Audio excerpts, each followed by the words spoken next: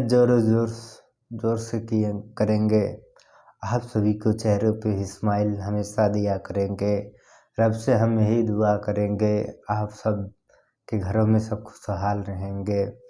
मेहनत करता हूँ आप सभी के लिए, अच्छा लगता है। आप सभी के लिए डांस वीडियो बनाता हूँ, मुझे अच्छा लगता है क्योंकि मैं अपने आप को खुशनसीब मानता हूँ क्योंकि आप लोग इतना मुझे सपोर्ट करते हैं। आप सभी को देखो डांस वीडियो सपोर्ट करो मेरे डांस चैनल को। आप सभी के लिए छोटा सा डांस बनाया हूँ क्योंकि मैं एक छोटा कलाकार हूँ। अगर आप सब चाह सकते हैं, सपोर्ट कर सकते हैं तो मैं भी कुछ बन सकते हैं आप सभी के दुआओं से। आप सभी को चलिए राम राम कि अब राम मंदिर का निर्माण भी हो चुका है। आप सब भी दिया जलाओ अपने घरों में। चलिए तब तक डांस देखिए, स्माइल करिए और नई से नई बढ़िया से बढ़िया वीडियो ऐसी ही आप सभी को देता रहूँगा। तो चलिए शुरू करके दिखाते हैं।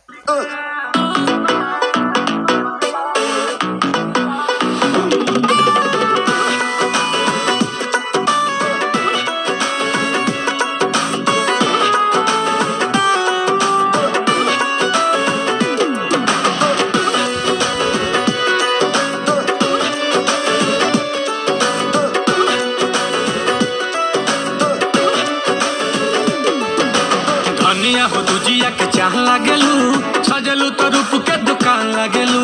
बोलेलू तू बोलिया कोयलिया नियन, मुसुकी मिठाई मीठा पान लागेलू। मन तरसावे तहर होठावा के ललिया, मन तरसावे तहर होठावा के ललिया रे ललिया। चलिया चलिया चलिया बाजावेला झलिया, कजरी गावेला कोमरिया। चलिया बजावेला झलिया, कजरी गावेला कोमरिया।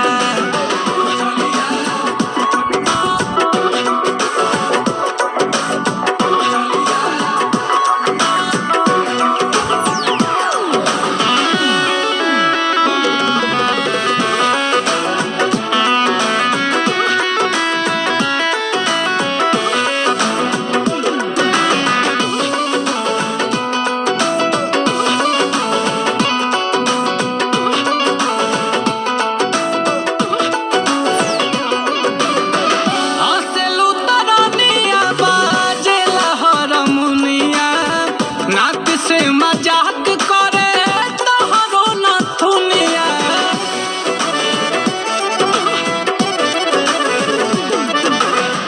हसेलू तरनिया बाजेला हरमुनिया।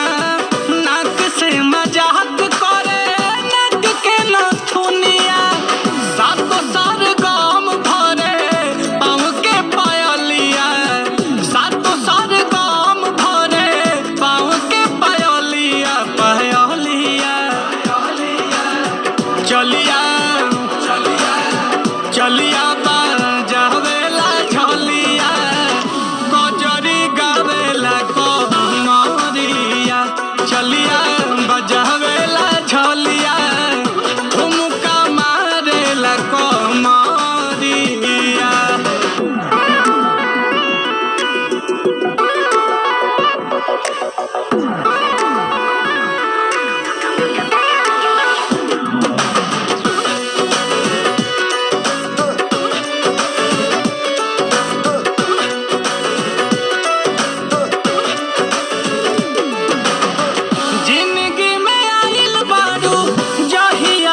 चहल के किस्मत बदहल देलू सुनील कमाल के।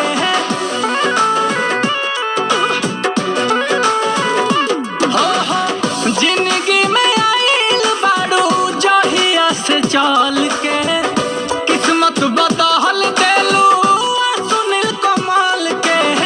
ताल धके गाल चूमे कानवा के बलिया, ताल धके गाल चूमे